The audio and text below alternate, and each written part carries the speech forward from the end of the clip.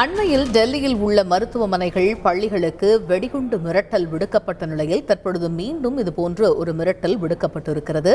டெல்லியில் இருக்கக்கூடிய பல்வேறு தனியார் மருத்துவமனைகளுக்கு மீண்டும் இந்த மிரட்டலானது விடுக்கப்பட்டிருக்கிறது. மின்னஞ்சல் மூலம் வந்த இந்த வெடிகுண்டு மிரட்டலால் பரபரப்பு காணப்படுகிறது. இது பற்றிய கூடுதல் விவரங்களை எமது செய்தியாளர் ராஜா விவரிக்க கேட்போம். தற்பொழுதைய நிலவரம் என்ன ராஜா, விவரிங்க. வணக்கம்.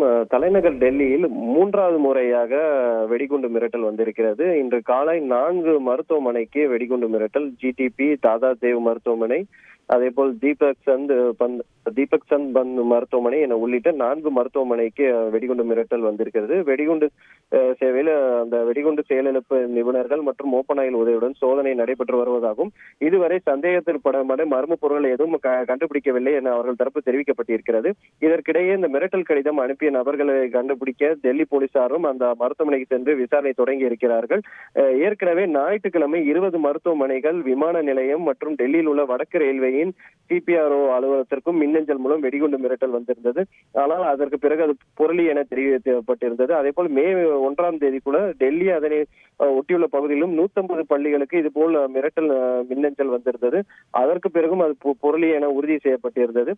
இந்த நிலையில் மத்திய உள்துறை செயலாளர் அஜய் பல்லா மூத்த அதிகாரிகளுடன் ஒரு ஆய்வுக் கூட்டத்தை நடத்தினார்.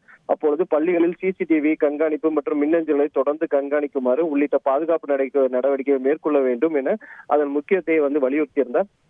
இதே போல் தற்போது இந்த மின்னஞ்சல் எங்கிருந்து வந்தது என்று அந்த சோர்ஸ் கோடை வைத்து யார் இதை அனுப்பியிருப்பார் என்ற பல்வேறு கோணங்களில் போலீசார் விசாரணை நடத்தி வருகிறார்கள். தகவல்களுக்கு நன்றி ராஜா. செய்திகளை உடனுக்குடன் தெரிந்து கொள்ள உடனே சப்ஸ்கிரைப் பண்ணுங்க.